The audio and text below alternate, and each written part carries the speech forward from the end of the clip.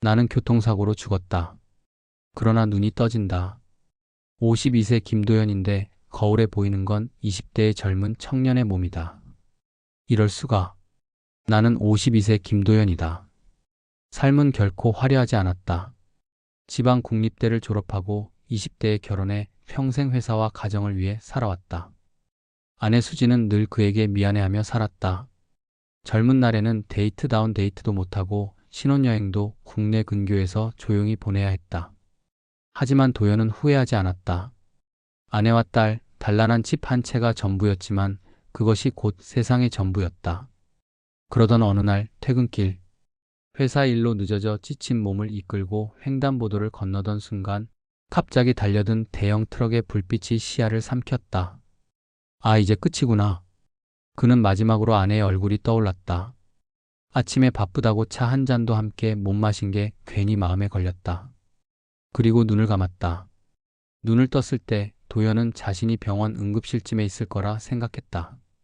그러나 코끝을 스치는 공기는 소독약 냄새가 아니라 은은한 향수 향이었고 귓가에는 클래식 음악이 흘러나왔다. 낯선 천장, 대리석 무늬가 반짝이는 고급 인테리어. 그는 반사적으로 몸을 일으켰다. 그런데 몸이 가볍다. 너무 가볍다. 거울이 보였다. 그리고 거울 속에 비친 건 자신이 아니었다. 선명한 턱선, 젊고 또렷한 눈매, 20대 초반으로밖에 보이지 않는 낯선 청년. 뭐야 이게? 떨리는 손을 들어 올려 얼굴을 만졌다. 거울 속 청년도 똑같이 움직였다. 텔레비전 뉴스 속보가 흘러나왔다. 대한그룹 장남 장민혁. 교통사고 후 일주일 만에 기적적으로 의식을 회복해. 대한그룹, 국내 굴지의 대기업, 그리고 장민혁. 이름만 들어도 모를 수 없는 재벌가의 장남. 내가 이 사람이라고? 도연은 매일 아침 눈을 뜰 때마다 혼란스러웠다. 50년이 넘도록 살아온 몸은 사라지고 거울 속에는 젊고 생기 넘치는 얼굴이 있었다. 가끔은 꿈이라고 생각했다. 그러나 거대한 펜트하우스의 대리석 바닥, 호텔식 조식이 나오는 식탁, 수행비서들의 깍듯한 인사 모든 게 현실이었다. 아가씨께서 기다리고 계십니다. 비서의 말에 그는 얼떨결에 고개를 끄덕였다. 아, 알겠네. 스스로도 놀랐다. 목소리가 낮고 단단했다. 아직 적응되지 않은 청년의 발성. 그는 머릿속으로 되뇌었다. 나는 장민혁이 아니다. 김도연이다. 나는 아내가 있고 딸이 있고. 그러나 때때로 이상한 감각이 엄습했다. 민혁의 기억, 어린 시절 해외 유학 시절의 풍경, 수많은 미술품과 와인을 보며 배운 사치스러운 교양, 사교계 파티에서 스포트라이트를 받던 순간들. 그것들이 마치 자신이 직접 겪은 일처럼 생생하게 밀려왔다. 이게 내 기억이냐? 민혁아. 도연은 텅 빈 거실에서 혼잣말을 했다. 하루, 이틀 시간이 흐를수록 그의 혼란은 깊어졌다. 하지만 그 와중에도 잊히지 않는 한 사람이 있었다. 아내 수진. 사고 순간 떠올랐던 얼굴. 그 얼굴이 떠나질 않았다. 내가 왜 여기에 와 있는진 몰라도 수진을 만나야 해. 어느 날 그는 몰래 차를 끌고 집을 나섰다. 수행비서들의 눈을 피하려고 일부러 작은 SUV를 골랐다. 내비게이션에 아내의 주소를 찍는 순간 손이 떨렸다. 오랜만에 보는 낡은 아파트 단지. 펜트하우스의 대리석과 대조되는 회색빛 시멘트 건물들이 줄지어 있었다. 도연은 차에서 내려 잠시 숨을 고르며 아파트를 올려다봤다. 창문 너머 작은 화분들이 놓여있고 빨래가 펄럭이고 있었다. 모두가 그리운 풍경이었다. 딩동. 초인종을 누르자 문이 열렸다. 그리고 그곳에 아내 수진이 서 있었다. 수진은 여전히 그 모습이었다. 살짝 마른 체형에 긴 머리를 대충 묶은 채 앞치마를 두른 모습. 그러나 예전보다 눈가 주름이 늘었고 얼굴에는 지친 기운이 어려 있었다. 네? 누구 찾으세요? 도연의 심장이 요동쳤다. 수십 년 함께 살아온 얼굴인데 지금은 낯선 청년으로밖에 보이지 않을 자신을 바라보고 있다니. 그는 겨우 입을 열었다. 혹시 순대국집 아직도 가세요? 수지는 눈을 찌푸렸다. 순댓국집이요? 예전 겨울마다 갔던 당신은 꼭 김치만 2번 달라 했잖아. 수진의 얼굴이 굳었다. 그걸 어떻게? 도연은 눈물이 고인 채 속삭였다. 나야. 도연이야. 수지는 청년의 입에서 나온 도연이라는 이름에 몸을 굳혔다. 순간 가슴 한가운데 오래된 상처가 찌르는 듯이 아려왔다. 남편은 몇 주 전 교통사고로 세상을 떠났고 아직도 장례식장의 냄새와 차가운 영정 사진이 생생했기 때문이다. 말도 안 돼. 수지는 당황한 듯 뒤로 물러났다.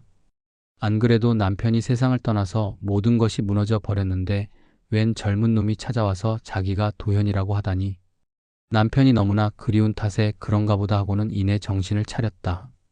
어디 와서 헛소리 하세요. 당장 가세요. 하고 문을 닫아버렸다. 도연은 애타는 목소리로 나야 도연이를 외치며 몇 번이고 초인종을 눌렀지만 소용이 없었다. 그 뒤로도 도연은 계속 수진을 찾아갔지만 수진은 그를 외면했다. 도연은 생각했다 하긴 나라고 해도 믿기 힘들겠지.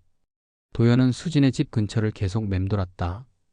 멀리서라도 수진을 보기만 해도 행복했다. 도연은 딸을 보러 딸이 다니는 대학교로 찾아갔다. 멀리서 딸을 바라보며 눈물을 흘렸다. 내가 아빠라고 말해도 믿지 않을 테니 멀리서 지켜보기만 했다. 너무나 사랑하는 아내와 딸을 멀리서 지켜보기만 하려니 너무나 가슴이 아팠다. 또한 다시는 볼 수 없을 줄 알았던 아내와 딸을 마음껏 볼 수 있다는 마음에 행복하기도 했다. 멍하니 딸을 바라보다가 웃다가 울다가 누가 보면 미친 사람인 줄 오해할 듯하다. 다시 수진을 보러 집 근처로 갔다. 그러다 목도 마르고 평소 좋아하던 카페라떼가 마시고 싶어져서 카페에 갔다. 카페라떼를 마시면서 카페 문을 나서는 순간 누군가와 부딪히며 커피가 옷에 쏟아졌다. 수진이었다. 미안하다고 사과하면서 계속 찾아갔던 나임을 알아보았다. 당신, 수진아 잠시만 말 좀 하자 부탁이야 제발.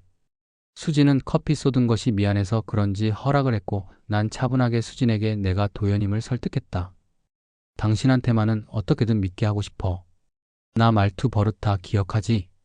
아침마다 신문 보다가 하품하면 내가 커피 먼저 내오던 거. 당신 허리 안 좋아서 한겨울에도 온찜질팩 붙이고 잤던 거. 그걸 누가 알겠어? 수진의 눈에서 눈물이 터져 나왔다. 정말 당신이야? 도연은 고개를 끄덕이며 떨리는 손을 내밀었다. 그러나 수진은 그 손을 잡지 못했다. 눈앞에 있는 건 젊고 낯선 청년. 아무리 눈빛이 닮아 있어도 차마 바로 받아들일 수 없었다. 그날 밤 두 사람은 낡은 거실에 마주 앉아 늦도록 이야기를 나눴다. 도연은 자신이 겪은 기묘한 일을 털어놓았다. 사고 이후 눈을 떠보니 재벌가 장남의 몸속에 있었고 그곳에서 깨어난 이후로 수진만이 떠나지 않았다고. 수진은 손으로 얼굴을 가리며 흐느꼈다. 죽었다가 돌아온 거라니 믿고 싶지 않은데 또 믿고 싶어. 하지만 당신이 맞는 것 같아. 말투도, 눈빛도, 심지어 숨쉬는 습관까지 다 똑같아. 그 순간 도연은 비로소 자신이 살아있음을 느꼈다. 몸은 낯설어도 아내와 함께하는 순간만큼은 예전 그대로였다. 도연은 수진과 몰래 만나는 시간을 늘렸다. 낮에는 장민혁으로서 이사회 회의에 참석하고 언론의 스포트라이트를 받았으며 밤이면 낡은 아파트 단지로 향했다. 재벌가의 삶은 그에게는 생경했다. 고급 시계와 맞춤 정장이 아무리 몸에 걸쳐져도 그는 여전히 김도현, 평범한 가장이었다. 하지만 주변 사람들은 그를 차기 회장님이라 불렀다. 문제는 점점 더 뚜렷해지는 민혁의 기억이었다. 어느 날 와인잔을 들고 있다가 불현듯 이름 모를 프랑스 포도밭 풍경이 떠올랐다. 어린 시절 유학 시절 친구들의 얼굴, 사교계 파티에서 춤추던 순간들 그 기억들이 점점 더 선명해졌다. 안 돼 나는 도연이야. 나는. 그는 거울을 붙잡고 중얼거렸다. 하지만 목소리는 이미 확신을 잃어가고 있었다. 한편 수진과의 관계는 더 깊어졌다. 도연은 펜트하우스의 불을 이용해 그녀에게 값비싼 선물을 안겨주려 했지만 수진은 늘 고개를 저었다. 이런 거 필요 없어. 난 그냥 당신이 내 곁에 있다는 게 좋아. 그 말에 도연은 눈시울이 붉어졌다. 젊어진 몸으로 다시 아내를 안아볼 수 있다는 사실이 기적처럼 느껴졌다. 그러나 동시에 두려움도 커졌다. 이 몸은 결국 자신의 것이 아니었다. 언젠가 민혁의 기억이 완전히 덮쳐오면 도연은 사라질 것이다. 그 두려움이 현실이 된 건 어느 이사회 자리였다. 서류를 보고 있는데 갑자기 글자가 흐릿해졌다. 머리가 찢어질 듯 아프더니 순간 머릿속이 하얘졌다. 그리고 낯선 목소리가 속삭였다. 여긴 내 자리야. 돌려줘. 그날 밤 그는 마지막 힘을 다해 수진을 찾아갔다.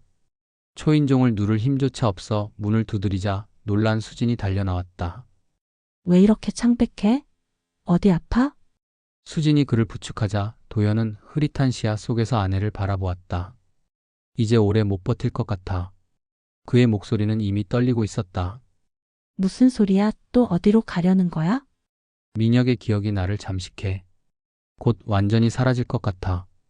하지만 마지막으로 꼭 말하고 싶었어. 수진아, 널 정말 사랑해.